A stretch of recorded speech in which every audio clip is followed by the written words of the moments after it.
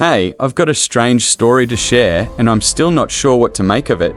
It's one of those things that seems like it came straight out of a movie. I don't even know if I should be telling this, but I figured I'd post here and see if anyone else has ever experienced something like this. So, last week, I went to this second-hand bookstore I found on the edge of town. Nothing fancy, just a little hole-in-the-wall place with piles of dusty old books. I love browsing these kinds of stores. There's something about the smell of old paper that I can't resist. I usually go for thrillers or mysteries, but on this day, something caught my eye. It was this old leather-bound book. No title on the spine, no author name anywhere. It was just sitting there, tucked between a few other forgotten books, like it was waiting for me. And the strangest part, the cover felt like it had been burned into. It had this weird texture to it, almost like the design was etched with fire. I know, it sounds dumb, but I thought I'd check it out. Maybe it was some weird, rare edition or something. So I grabbed it, and when I opened the cover, I found the first page completely blank. Thought it was some odd collector's item at first, but I flipped through the rest of the pages. And every page? Blank. All of them. Now, here's the weird part. I bought it anyway. I couldn't put it down. I mean, I wasn't sure if it was a prank, but I just had to know why it existed. I took it home, sat down in my reading nook, and opened the book again. The first page? Blank. But then, out of nowhere, words started to appear. It was like they were being written right in front of me.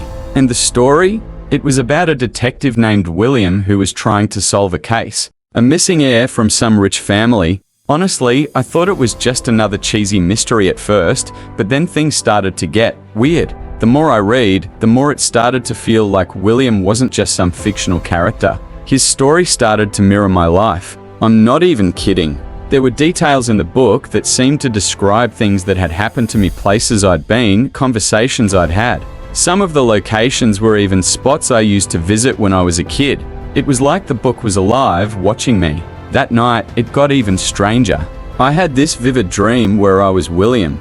I was walking through the streets, talking to shady characters and looking for clues. But the weirdest part, the places I visited in the dream were real places I had been to, except in the dream, they looked different, like they were twisted versions of reality.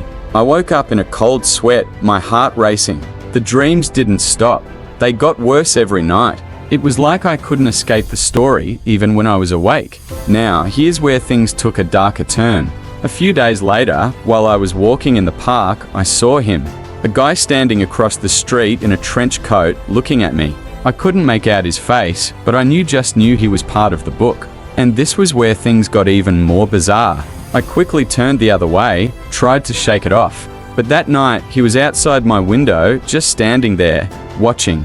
I freaked out and called the cops, but by the time they arrived, he was gone. Of course, there was no trace of him. But I was starting to feel like the lines between my life and the book were starting to blur. I finally made it to the last chapter of the book. William was closing in on the heir, and I thought, finally some answers. But when I turned the page, it was blank. Completely blank. Not a word. I checked every page, hoping for some sort of resolution, but there was nothing. I was about to snap the book shut when I heard a knock on the door. I opened it, and standing there was a man. A tall guy in a dark coat. He was familiar. In fact, he looked just like William from the book. Same trench coat, same vibe. He said something that made my blood run cold. "You've found it, haven't you?" I didn't know what he was talking about, so I asked, "What do you mean?" He just smiled.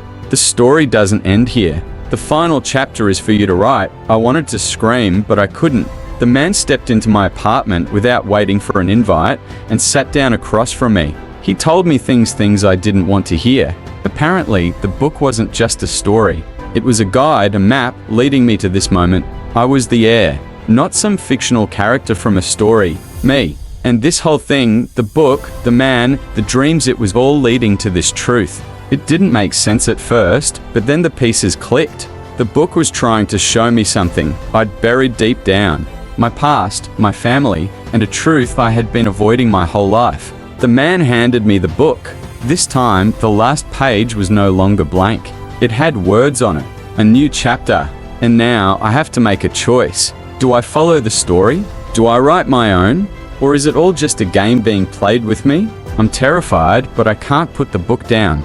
There's no going back now. I'm not sure what's happening anymore, but if anyone's had a similar experience with something weird like this, please tell me. I need to know if I'm losing it or if this book really is alive.